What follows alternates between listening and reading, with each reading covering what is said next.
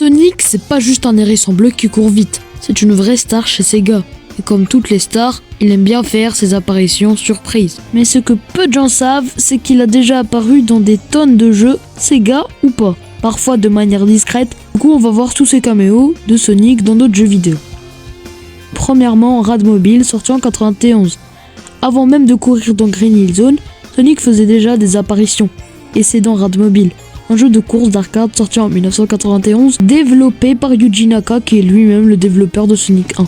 On voit un petit Sonic accroché au rétroviseur de la voiture, genre une décoration, comme un porte-clés.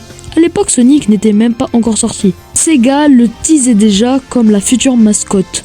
Un peu comme dire, regardez ce petit hérisson, il va bientôt tout casser. En Quick et Silva, sorti en 91, un petit jeu de plateforme allemand sorti la même année, là c'est une autre ambiance. Sonic est carrément un ennemi.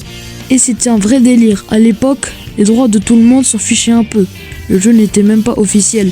Mais il montre à quel point Sonic est vite devenu célèbre. Même en Europe, même dans les jeux chelous. En 1995, Sega sort Bug sur la Sega Saturn. C'est un jeu de plateforme un peu oublié aujourd'hui, mais il contient un petit caméo sympa. Dans un des niveaux, on peut voir Sonic dans le fond courir, et on voit direct qu'il nous dépasse. Il y a le sprite de Sonic 3 et Knuckles. Rien de fou, mais encore une fois, Sega montrait que Sonic faisait partie de leur univers, même dans des jeux totalement différents.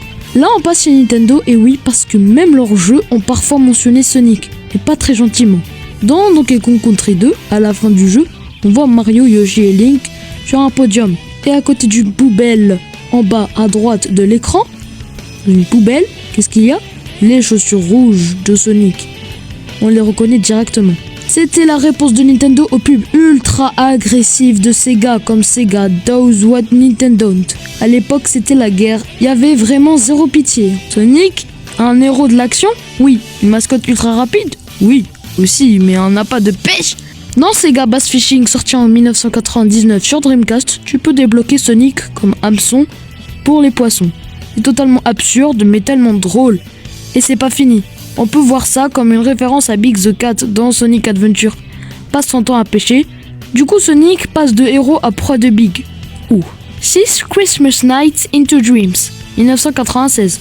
Dans Christmas Nights, une version de Noël gratuite de Nights into Dreams sur Saturn. Tu peux débloquer un mode où tu joues avec Sonic, pas Nights. Et ça s'appelle Sonic into Dreams.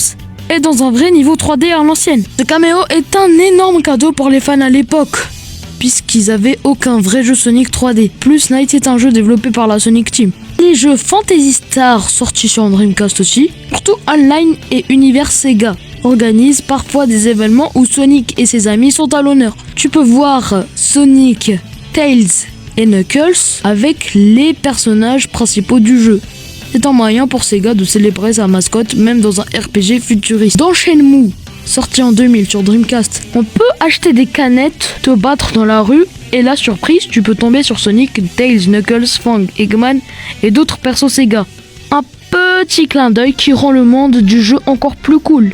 Et puis, qui n'a jamais rêvé de collectionner un mini Sonic? Pour finir, on a Virtua Striker 3 sorti en 2002 sur Dreamcast ou je sais pas sur quelle console, mais dans le foot, Sonic est là. Dans Virtua Striker 3, tu peux débloquer une équipe spéciale composée de Sonic, Tails, Amy, Knuckles et Eggman dans les cages. Oui, c'est vrai, Eggman est gardien. Et franchement, c'est peut-être le seul endroit où il est vraiment bon à quelque chose. Ce genre de délire montre que Sega assume totalement son univers. Ils n'ont pas peur de s'amuser avec leurs persos. Et ça, je l'aime bien. Ce qui est génial avec Sonic, c'est qu'il ne se limite pas à ses propres jeux. Il apparaît partout. Dans une voiture, en ennemi, en figurine, en leurre de pêche. Sur un terrain de foot, dans un RPG spatial, le hérisson bleu est devenu une vraie icône de la culture Sega. Et même si tu ne joues pas à Sonic, tu peux être sûr qu'il te fera un petit coucou. Quelque part, dans un coin, sous ton lit, dans ton placard. Alors la prochaine fois que tu joues à un vieux jeu Sega ou à un autre jeu, garde l'œil bien ouvert. Sonic te regarde peut-être.